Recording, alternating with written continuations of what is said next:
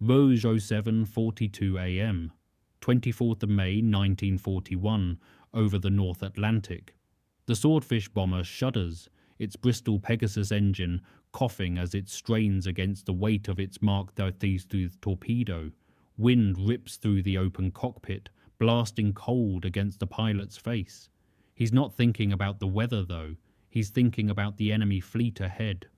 The German battleship Bismarck, sitting like a titan, armoured and seemingly invulnerable. The radio crackles to life. Tally-ho, target sighted, get in close, do it for the king. The order is clear. It's a mission many had written off as impossible. The Swordfish, old, slow, and cumbersome, had long been deemed obsolete by 1941 standards. But here it is, on the brink of a miracle, or a massacre. The pilot, eyes narrowed against the wind, grips the controls. Below, the massive German ship looms closer. The pressure is suffocating. With a deep breath, he holds steady, prepared to change the course of the war. By late April 1941, the German battleship Bismarck had become Britain's greatest naval concern. Intelligence reports placed her displacement at over 41,000 tons, with 8 15-inch guns capable of destroying any ship in the Atlantic. The Admiralty's assessment was blunt. If Bismarck broke into convoy lanes, losses could exceed 500,000 tons monthly. Chief Petty Officer Thomas Blake stood on the deck of HMS Victorious at 04:30 hours on 24th of May, watching dawn break over a grey Atlantic. Around him, deck crews prepared 9 Fairey Swordfish aircraft, their fabric-covered wings straining against the wind. Blake had served with 825 Naval Air Squadron since its formation. He knew the Swordfish intimately. Maximum speed 138 miles per hour, service ceiling 10,000 feet, range just over 500 miles with a full torpedo load. Leading seaman Harris worked nearby, checking the attachment points on a Mark 32 torpedo. Think she'll hold together in this wind, Chief? Blake checked the anemometer reading. Wind speed, 32 knots, gusting to 40. The Swordfish was designed for carrier operations, but these conditions pushed operational limits. She has to, doesn't she? The briefing had been clear. Bismarck had sunk HMS Hood 6 hours earlier. Of Hood's crew of 1,400 men, only 3 survived. Now Bismarck steamed northwest, attempting to reach Brest. If she succeeded, the Atlantic would become a German hunting ground. Blake watched mechanics adjust wing tension wires. The Swordfish had entered service in 1936. By 1941, most air forces considered biplanes obsolete, yet the Admiralty had nothing else that could deliver a torpedo from a carrier deck in North Atlantic conditions. The aircraft's slow speed, once a weakness, now offered an advantage. At 90 knots, the Swordfish flew below the minimum tracking speed of German radar-directed flak systems. Harris secured the final attachment bolt. "Ready for inspection, Chief." Blake ran his hand along the torpedo casing. 18 inches in diameter, 1,700 pounds, contact detonated. Records showed that torpedo hits against armoured battleships rarely exceeded 10% effectiveness. But 10% was better than nothing, and nothing was what Britain had left. At 06 hours, Lieutenant Commander Eugene Esmond gathered his aircrew in Victorious's ready room. 9 Swordfish crews, 27 men total, faced a tactical problem that had no clean solution. Bismarck steamed at 28 knots. The Swordfish's maximum speed was 138 miles per hour. Roughly 120 knots. Attack geometry required approaching from the beam, which meant closing distance while under fire from Bismarck's secondary armament, 12 4.1-inch guns and 16 1.5-inch guns, all radar-directed. Sub-Lieutenant Percy Gick, pilot of Swordfish 4A, studied the briefing chart. Distance to target, 120 nautical miles. Flight time, approximately 1 hour. What's the intelligence on her flak coverage? He asked. Esmond tapped the chart. Bismarck carries 84 anti-aircraft guns. Effective range, 6,000 yards. Our approach altitude will be 50 feet. We drop at 1,000 yards. The mathematics were unforgiving. 1,000 yards meant 18 seconds of exposure before release. At 50 feet, a single hit would be fatal. No altitude for recovery, no time for evasion. Gick had flown Swordfish since 1938. He knew the aircraft's strengths, maneuverability, stability, reliability.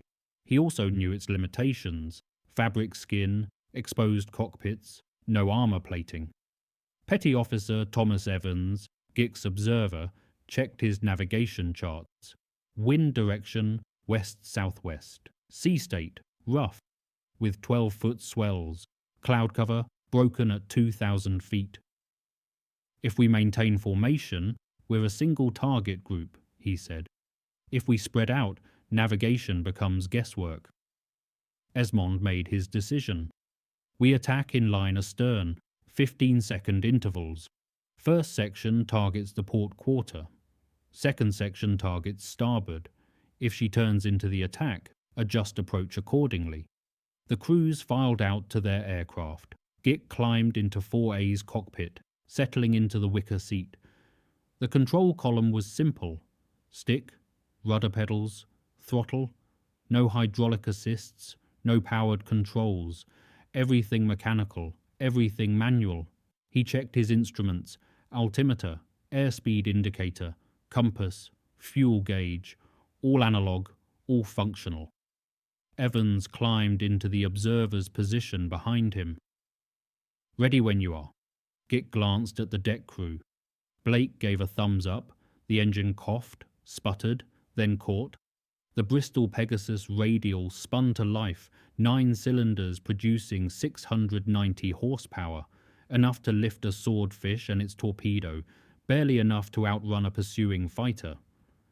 At 06:15 hours, Admiral John Tovey stood in King George V's plotting room, tracking Bismarck's position through wireless intercepts and radar contacts. The German battleship had taken 3 14-inch hits during the Denmark Strait engagement, but remained combat effective. Her speed had dropped from 30 knots to 28, a 2-knot reduction that changed everything. Commodore Harold Anderson, Tovey's chief of staff, studied the convoy routes on the main chart. If she reaches Brest, we'll need to mine the approaches. Could take 6 months to force her out again. Tovey measured the distance with dividers. King George V was closing at 28 knots, but Bismarck maintained a 10-hour lead. Victorious, operating southeast of the main force, offered the only chance for a torpedo strike before nightfall. What's the air group status? 9 Swordfish, fully armed, launch time, 2200 hours local. The timing was tight. Bismarck would be within 400 miles of Luftwaffe air cover by dawn. Once under FW-200 protection, she'd be untouchable. Tovey checked the weather forecast. Deteriorating conditions, visibility dropping to 2 miles, ceiling at 1,000 feet. Perfect weather for torpedo bombers, if they could find the target. A signals officer entered with a decoded message from Victorious. Sir, 825 Squadron reports ready for launch. Request final authorization. Tovey signed the authorization. The mathematics were brutal. 9 aircraft, 1,800-pound torpedoes, 10% historical hit probability. Expected result, 0 to 1 hit. Possible result, enough damage to slow Bismarck by 2 knots. 2 knots meant King George V could close within gun range by dawn. Anderson watched the authorization go out. They're flying antiques into radar-directed flak. They're flying what we have, Tovey replied, and what we have is Swordfish. In Victorious's hangar bay, Blake supervised final checks. Each Swordfish carried one Mark Davintinth torpedo, modified for shallow water release. The torpedoes were set to run at 24 feet depth, deep enough to avoid surface chop, shallow enough to strike below Bismarck's armor belt.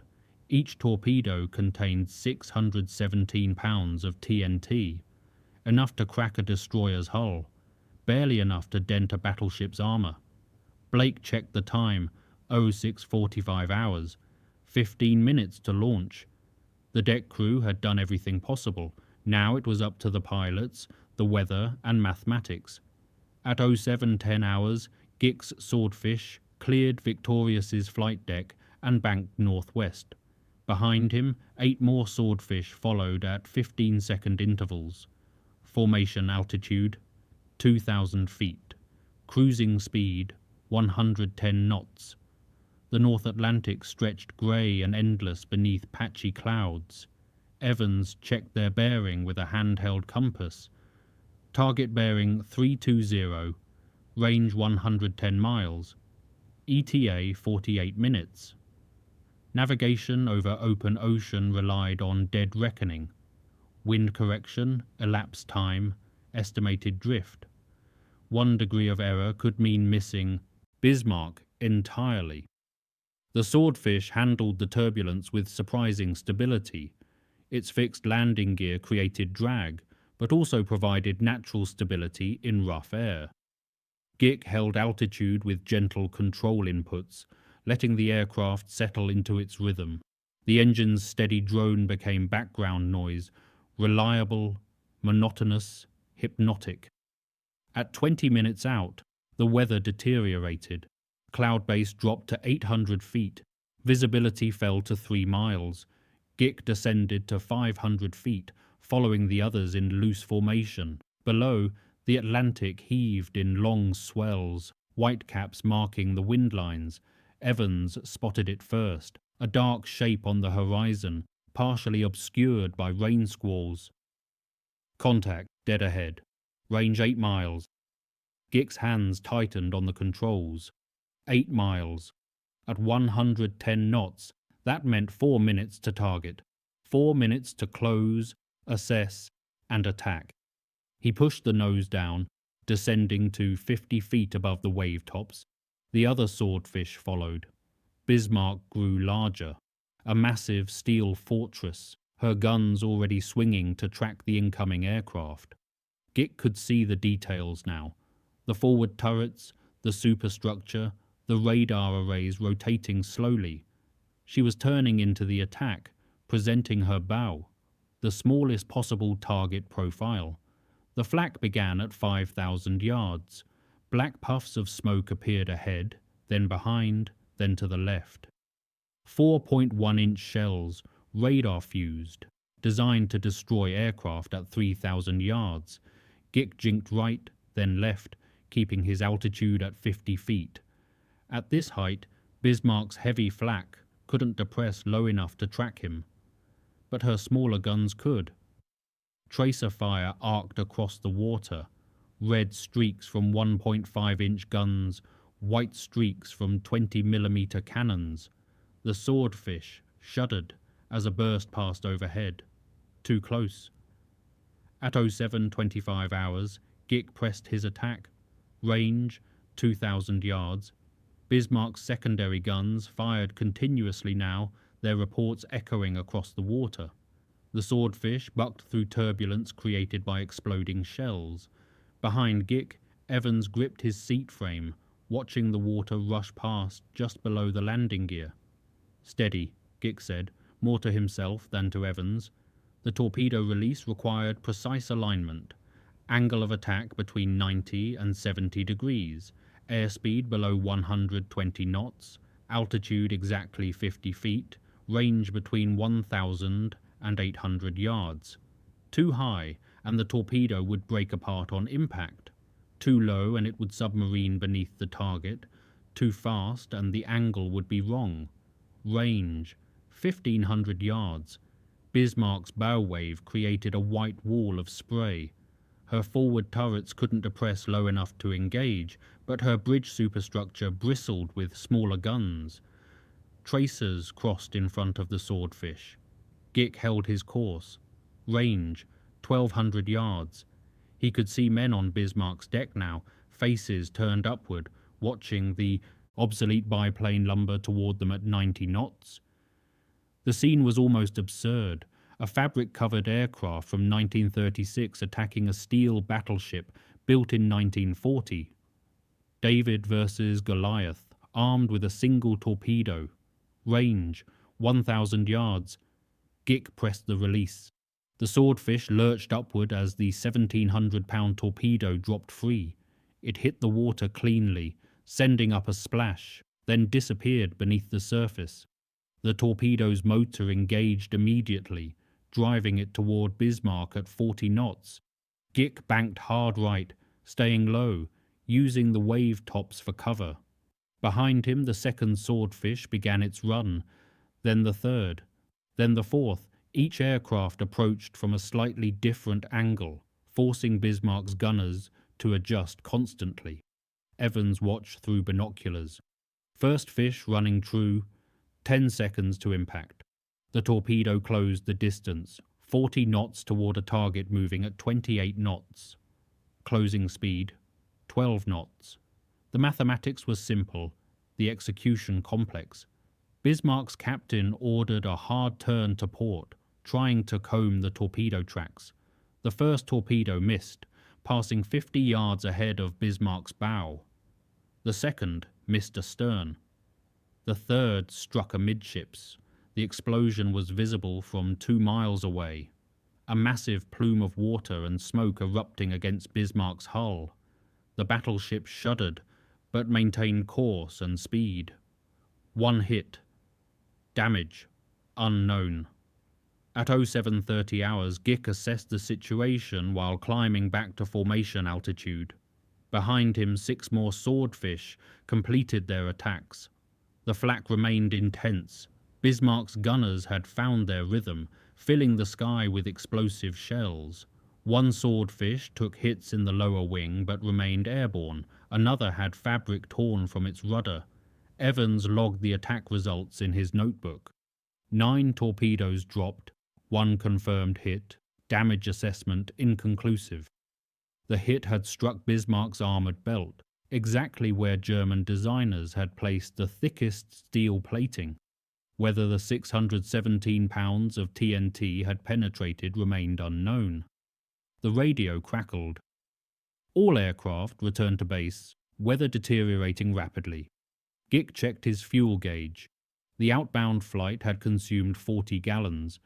The attack runs had consumed another 15 gallons through high-power settings and manoeuvring. Return flight would require 45 gallons. Current fuel, 70 gallons. Margin, 10 gallons. Acceptable, but not comfortable. The flight back took 55 minutes. Wind had shifted, forcing constant heading corrections. Cloud base dropped to 300 feet. Visibility fell to 1 mile. The 9 Swordfish flew in loose formation, each pilot maintaining visual contact with his wingman through the murk. At 0825 hours, Victorious appeared through the clouds. The carrier steamed into the wind, preparing to recover aircraft. Gick entered the landing pattern, extended his landing gear, already extended, fixed, and lined up with the deck. The landing signal officer guided him in with practiced hand signals. Touchdown was smooth. The arresting hook caught the third wire, bringing the Swordfish to a halt in 90 feet. Blake met Gick on the deck. Damage report? Gick climbed out of the cockpit, legs stiff from an hour of sitting. 3 holes in the lower wing. Fabric damage to rudder, nothing structural. Blake inspected the damage. The holes were clean, 20mm rounds, passing through without striking structural members. Repairable in 30 minutes. All aircraft recovered. 1 hit scored on target. Gick nodded. 1 hit out of 9 torpedoes, 11% effectiveness, slightly above the historical average. Whether that 1 hit had accomplished anything wouldn't be known for hours, possibly days. Evans climbed down from the observer's position. his hands shaking slightly. He'd been calm during the attack, focused on navigation and timing. Now, safely back aboard Victorious, the adrenaline faded. "We actually survived that." "We did," Gick said. The Swordfish held together. Just barely, but it held. Through the afternoon of 24th of May, Admiralty wireless intercepts tracked Bismarck's position. Her speed remained constant, 28 knots, heading southeast toward Brest. The single torpedo hit had caused no observable reduction in combat effectiveness. Tovey ordered King George V to pursue at maximum speed, but the geometry remained unchanged. Bismarck maintained her 10-hour lead. By 18 hours, intelligence analysts at Bletchley Park decoded a German wireless transmission. Bismarck reported minor flooding in an auxiliary machinery compartment, damage controlled, no reduction in operational capability. The torpedo had struck the armor belt exactly as designed, and the armor belt had performed exactly as designed.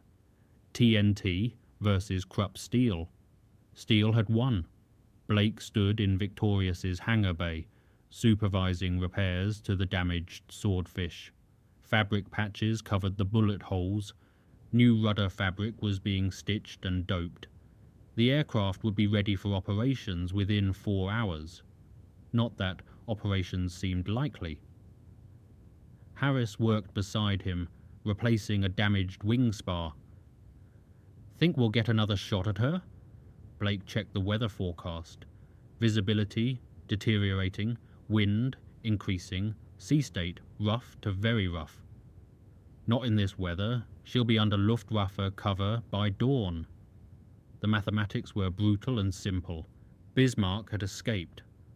The single torpedo hit, the result of 9 aircraft, 27 men, and extraordinary courage, had accomplished nothing. The obsolete Swordfish had proven capable of reaching the target, surviving the flak, and delivering its weapon. But survival and effectiveness were different things.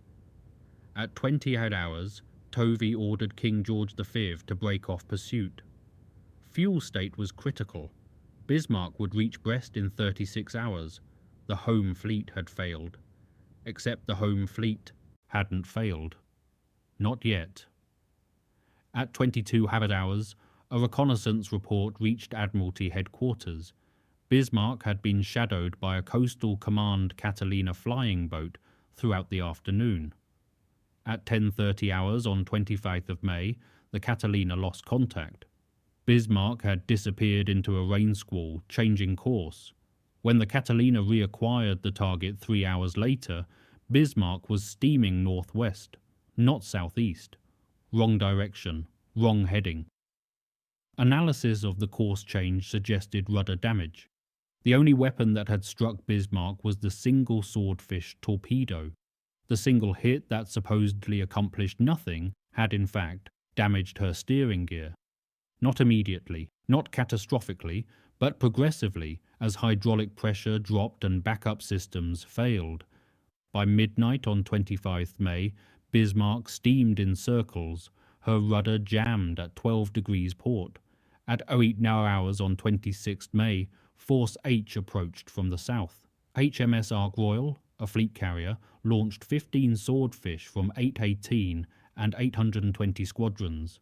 Target, Bismarck, now steaming erratically at 16 knots, unable to steer. Attack conditions, wind 35 knots, visibility 2 miles, sea state rough. Lieutenant Tim Coode led the first section. His observer, Sub-Lieutenant Tony Beale, navigated through driving rain. Target bearing 090, range 40 miles. The weather had deteriorated beyond operational limits. Carrier operations normally ceased in winds above 30 knots. But Bismarck's steering failure created an opportunity that wouldn't repeat. Tovey had ordered the attack despite conditions. Coode descended to 100 feet, flying beneath the cloud base. The Swordfish handled the turbulence steadily. Its slow speed and inherent stability actually helping in severe conditions. At 90 knots, the aircraft felt the wind but didn't fight it. At 20 miles, Coode spotted a ship through the rain, large, heavily armed, steaming north. He began his attack run, descending to 50 feet, range 3,000 yards. The ship opened fire. Beale shouted, "That's Sheffield! That's Sheffield!" Coode pulled up hard, banking away. Sheffield was a British cruiser, shadowing Bismarck. The recognition error was understandable. Visibility was minimal. Identification markings invisible through rain and spray. 11 torpedoes dropped. None hit. Some detonated prematurely due to faulty magnetic detonators, a defect that would have wasted the entire attack if Sheffield had actually been Bismarck. The Swordfish returned to Ark Royal. Armourers replaced the faulty magnetic detonators with reliable contact detonators. At 1910 hours, 15 Swordfish launched again. This time, Coode found Bismarck. She was steaming in a slow curve, her rudder still jammed. Flak filled the air, less intense than 24 hours earlier, but still deadly. The Swordfish pressed their attacks individually, approaching from multiple bearings. Lieutenant John Moffat, pilot of Swordfish 5A, approached from Bismarck's port quarter. Range, 1,200 yards. He released his torpedo at 900 yards, closer than recommended, well within effective flak range. The Swordfish shook as shell fragments punctured the fabric wings. Moffat banked away, skimming the wave tops. Behind him the torpedo ran true. It struck Bismarck's stern, exactly where the steering gear compartment was located. The explosion was massive. The contact detonator functioned perfectly, delivering 617 pounds of TNT directly into the damaged steering mechanism. Bismarck's rudder jammed hard to port. She began turning in circles, unable to steer, unable to maintain course toward Brest. At 08:47 hours on 27th of May, HMS King George V and HMS Rodney opened fire on Bismarck from 16,000 yards. The German battleship, unable to maneuver, could only adjust her turrets. She returned fire, but her gunnery was increasingly erratic. Steering failure meant she couldn't maintain a steady firing platform. By 09 to 15 hours, Bismarck had taken multiple 16-inch hits from Rodney and 14-inch hits from King George V. Her forward turrets fell silent. Her superstructure was ablaze, yet she remained afloat, her armoured belt and torpedo bulkheads performing exactly as designed. German engineering had created a ship that could absorb tremendous punishment. At 10:15 hours, the cruiser HMS Dorsetshire closed to 3,000 yards and fired 3 torpedoes. 2 struck Bismarck's port side, 1 struck starboard. At 10:39 hours, Bismarck rolled to port and sank. Of her crew of 2,206 men, 115 survived. The engagement produced stark statistics. Bismarck absorbed approximately 400 heavy caliber shells and 4 torpedo hits before sinking. Analysis suggested the battleship remained structurally sound until scuttling charges were detonated. The final torpedoes from Dorsetshire contributed to flooding, but weren't solely responsible for her loss. But the scuttling charges were only detonated because Bismarck couldn't escape. And Bismarck couldn't escape because her steering gear was destroyed. And her steering gear was destroyed by a single torpedo from a Fairey Swordfish, an obsolete biplane flying at 90 knots. Blake received the news aboard Victorious at 11 hours. The Swordfish he'd maintained. The aircraft mechanics had patched with fabric and dope the antiquated biplane everyone had written off. That aircraft had changed the strategic situation in the Atlantic. Not through overwhelming force, not through technological superiority, but through reliability, persistence, and the skill of men willing to fly into impossible situations. He walked to the hangar bay and stood before the patched Swordfish, bullet holes covered with fabric, wing spars reinforced with wire, an aircraft held together by maintenance discipline and engineering simplicity. The Swordfish wasn't fast, it wasn't modern, it wasn't impressive, but it worked. Evans found him there. "Chief, orders just came through. We're returning to Scapa Flow for refit." Blake nodded. The Swordfish had proven something unexpected. In an era of increasing complexity and specialization, sometimes the simple, reliable solution was the right one. Not always, not in every situation, but when conditions were terrible, visibility was minimal, and carrier operations pushed beyond normal limits, the Swordfish succeeded where more advanced aircraft would have failed.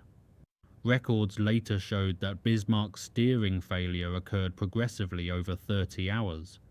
The initial torpedo hit from Victorious's Swordfish strike on 24th of May caused minor hydraulic damage. Not catastrophic. Not immediately disabling, but enough to create a slow leak in the steering gear compartment.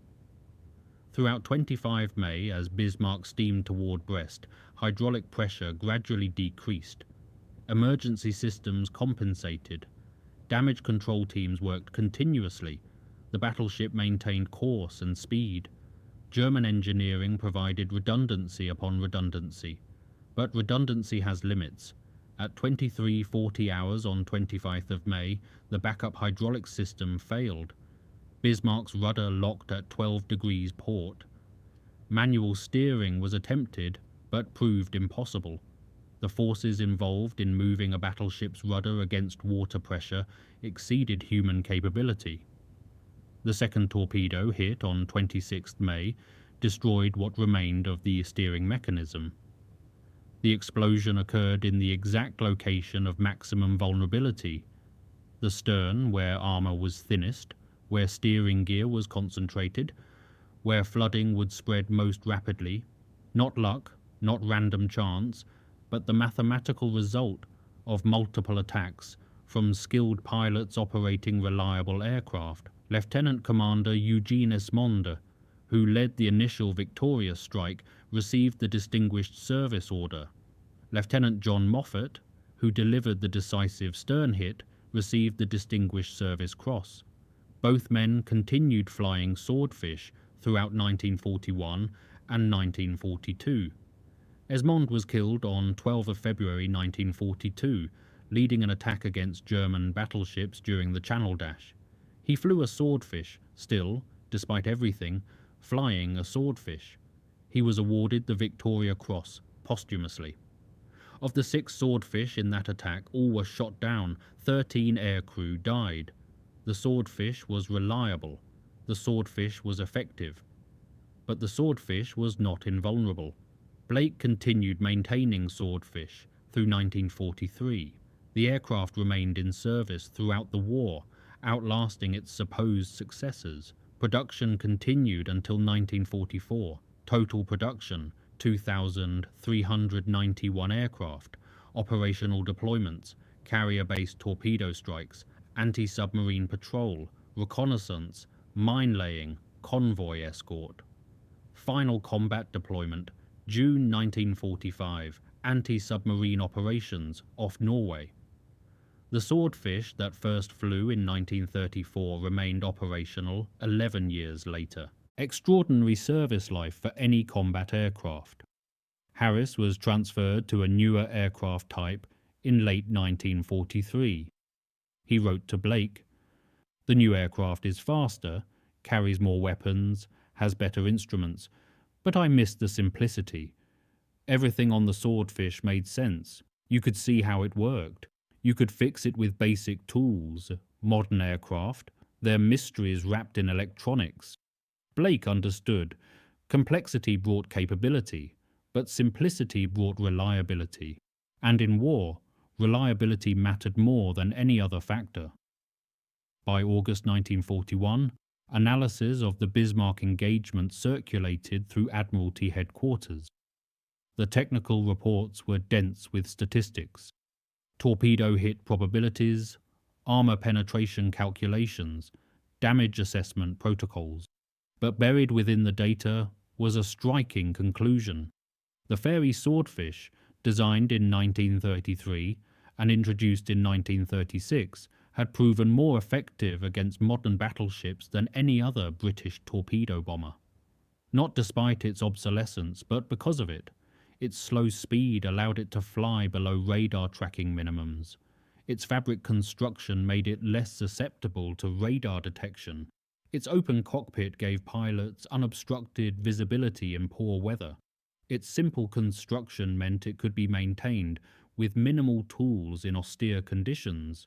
The Swordfish carried a single torpedo compared to newer aircraft that carried two, but it delivered that single torpedo more reliably than aircraft with greater theoretical capability.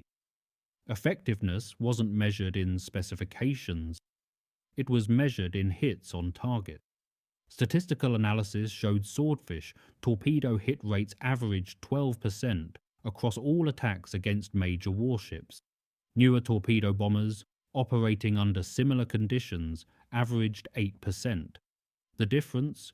Swordfish pilots could maintain attack geometry in conditions that grounded more advanced aircraft. Captain Stephen Roskill, official naval historian, later wrote, "The Swordfish was the most underestimated aircraft of the war. It looked antiquated because it was antiquated. But antiquated did not mean ineffective." The aircraft's longevity supported this assessment. Swordfish remained operational until 1945, 9 years after introduction, 12 years after initial design. During that period, Britain developed and fielded multiple Swordfish replacement aircraft types. Each promised better performance, each delivered disappointing results. The Fairey Barracuda replaced the Swordfish in 1943. It was faster, more heavily armed, more modern. It was also less reliable, more difficult to maintain, and less effective in poor weather. Swordfish continued flying. Barracudas were gradually withdrawn. Gick, promoted to lieutenant commander by 1943, trained new Swordfish pilots. His standard briefing included one consistent message: "This aircraft will do everything you ask of it. It's stable, predictable, and reliable. It's also slow, vulnerable, and obsolete. Respect what it can do, understand what it can't, and remember, hitting the target matters more than looking modern." The training data supported his approach. Pilots who treated the Swordfish as an obsolete antique had higher accident rates and lower mission effectiveness. Pilots who treated it as a specialized tool, optimized for specific conditions, achieved better results. By war's end, the Swordfish had participated in more successful attacks against major warships than any other Allied torpedo bomber. It sank or damaged 42 enemy vessels, including battleships, cruisers, destroyers, and submarines. Not bad for an antique. At 14 hours on 30th of May 1941, Blake stood on Victorious's flight deck watching the Swordfish he'd maintained being prepared for another patrol. The fabric on the wings was taut, recently redoped. The engine cowling gleamed, oil cleaned, panels secured. The aircraft looked exactly as it had 4 days earlier, before the Bismarck strike. But something had changed. Not the aircraft, the perception. Throughout May, senior officers had questioned the decision to operate Swordfish against modern battleships. The aircraft was obsolete, vulnerable, inadequate. After Bismarck, those same officers quietly updated their assessments. The Swordfish remained obsolete, vulnerable, and inadequate. It was also effective. Harris worked nearby, loading a torpedo onto another aircraft. "Think we'll see action again soon?" Blake checked the maintenance log. 9 aircraft, all operational. "We're always in action, just not always visible action." The Bismarck engagement had been dramatic, a major fleet action, widely reported, strategically significant, but most swordfish operations were neither dramatic nor widely reported. They were convoy escort, anti-submarine patrol, reconnaissance, mine-laying, night harassment strikes, unglamorous work, essential work. The aircraft's reliability made it ideal for these missions. A swordfish could operate from small escort carriers, from rough airstrips, from improvised coastal bases. It required minimal maintenance infrastructure. A skilled crew could perform an engine change in 4 hours using basic tools. Try that with a more advanced aircraft. By June 1941, swordfish squadrons operated across the Mediterranean, the Atlantic, the North Sea, and the Indian Ocean. They flew in desert heat and Arctic cold. They launched from carriers and from land bases. They operated in conditions that grounded faster, more modern aircraft. Statistical summary for 1941. Swordfish flew 47,000 sortie hours. Operational availability, 84%. Aircraft lost to mechanical failure, 17. Aircraft lost to enemy action, 63. The numbers told the story. The swordfish was 4 times more likely to be shot down than to suffer mechanical failure. For a combat aircraft, that was extraordinary reliability. Blake's maintenance records supported these statistics. Over 6 months, operating from Victorious, his section maintained 9 swordfish with 0 mechanical failure losses. Combat damage was frequent. Maintenance challenges were constant, but the aircraft themselves remained fundamentally reliable. At 15:30 hours, a swordfish returned from patrol, landed cleanly, and taxied to the maintenance area. Blake inspected it immediately. Fabric damage to the lower wing, bird strike, oil leak from cylinder number 6, gasket failure, both repairable within 30 minutes. The pilot climbed out, removed his helmet, and offered a tired smile. "She got us home again." "She always does," Blake replied, and that was the point. The swordfish always got them home, not through advanced technology or superior performance, through reliability, simplicity, and sound engineering. In September 1946, the last operational swordfish was retired from Royal Navy service. The aircraft, serial number HS-503, had flown 372 combat sorties over 5 years. It had survived the war intact, an exceptional achievement for any combat aircraft. It was transferred to the Imperial War Museum in London. The museum's acquisition record listed the aircraft's specifications.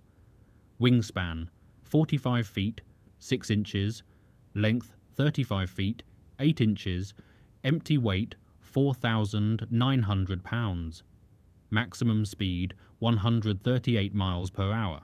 Service ceiling 10,750 feet. Range 546 miles with full torpedo load. On paper, these specifications were unimpressive. In practice, these specifications were adequate for the mission.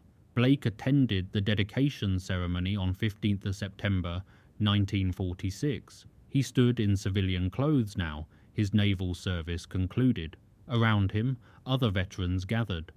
Pilots, observers, maintenance crews, deck handlers, men who had worked with swordfish throughout the war.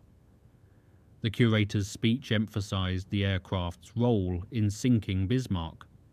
That was accurate but incomplete. The Bismarck strike was important, but it was one mission among thousands.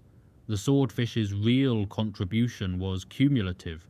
Thousands of patrols, hundreds of attacks, continuous operations under impossible conditions. Harris stood beside Blake, studying the aircraft. "Looks smaller in here." "Everything looks smaller in museums," Blake replied. They walked around the aircraft slowly. Blake noticed details. A patch on the lower wing, slightly misaligned. A stress crack in the landing gear strut, carefully welded. An oil stain on the cowling that no amount of cleaning had removed. Evidence of hard use, of field repairs, of an aircraft pushed beyond its design limits and held together by skilled maintenance. "Think they'll remember it?" Harris asked. "Or will it just be that old biplane that got lucky once?" Blake considered the question. Memory was selective. History emphasized dramatic moments. The Swordfish would be remembered for Bismarck, possibly for Taranto, the thousands of convoy escorts, the anti-submarine patrols, the reconnaissance flights. Those would fade from memory, but the veterans would remember. The men who flew the Swordfish, who maintained it, who depended on it, they would remember. Not the dramatic strikes, necessarily, but the reliability, the simplicity, the way it always started, always flew, always brought them home. The museum placard read, "Fairey Swordfish torpedo bomber," the aircraft that crippled the Bismarck. Accurate but incomplete. Blake would have written, "Fairey Swordfish, obsolete by 1940, irreplaceable until 1945. It worked." Sometimes, in war, working was enough. Not glamorous, not dramatic, but sufficient. And in the end, sufficiency decided outcomes more reliably than any amount of sophistication. The file closed without annotation. The numbers had already written the history.